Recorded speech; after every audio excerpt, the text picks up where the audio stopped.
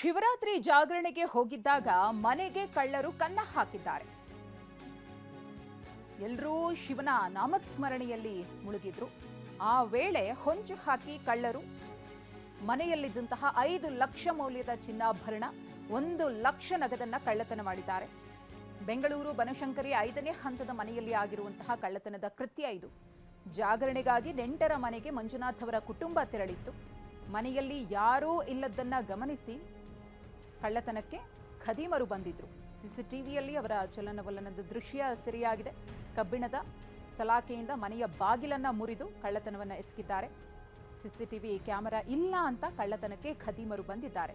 ಆದರೆ ಮನೆಯಲ್ಲಿ CCTV camera ಕಂಡು ನಂತರ ಖದೀಮರು ಎಸ್ಕೇಪ್ ಆಗಿದ್ದಾರೆ.